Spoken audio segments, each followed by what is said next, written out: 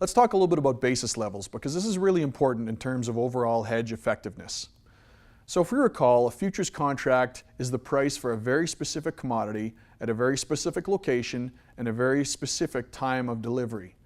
But we also know that cash bids to farmers differ in all of these things. So for example, even within the same commodity, for canola, there might be different prices for grades, or maybe there's specialty traits, or in the case of wheat, for different proteins and so forth. Location. Obviously, every location has a different price, whether there's a local elevator or a crush plant, or different terms of delivery. So again, the exact same commodity, the exact same quality, even for the exact same window of time, is going to have a different price for different locations. And of course, the time aspect of it as well, and we touched on that in the previous module.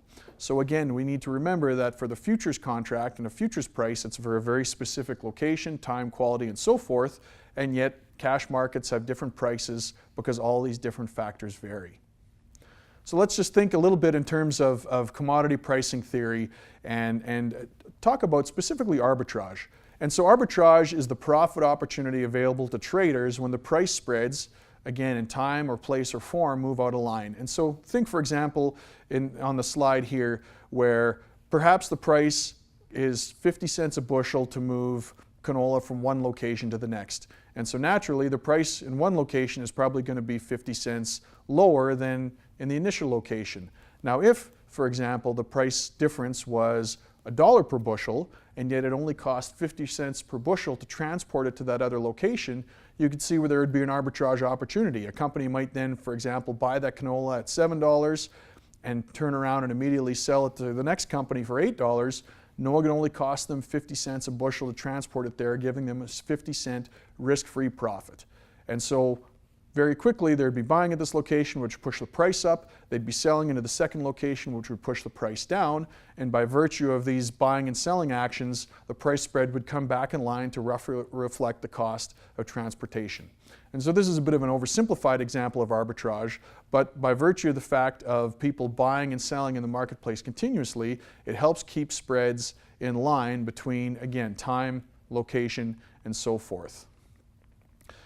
This is really important as we think in terms of what the value of cash grain is relative to futures prices, and also in terms of, for example, export markets, end users, and so forth. And the fact that cash markets and futures markets track together closely is what allows hedging in the futures market to be effective for risk management. The ability to arbitrage between the futures price and whatever the local cash price is means that if prices ever get too far out of line between, for example, what the futures price is and local cash markets, traders will be buying in one market and selling in the other, eventually bringing these prices back into line. And that's what helps keep these two markets, in terms of cash markets and futures markets, tracking each other closely, and this is what allows hedging to work. We can have some confidence that losses or gains in one market will be offset by the gains or losses in the other market. So what exactly is basis? Basis is the difference between a futures contract price and a cash market price. And it's a simple calculation. It's just simply the cash price minus the futures price. So the basis implications on hedging is very important because in the example that we saw in an earlier module, the basis didn't change, and so the change in the futures price and the cash price exactly offset each other. But we know in the real world that isn't always exactly the case, and this has some implications on the effectiveness of a hedge. So when we think about hedging with futures, we can think of it in the sense that overall market risk is removed, but there is still a basis risk.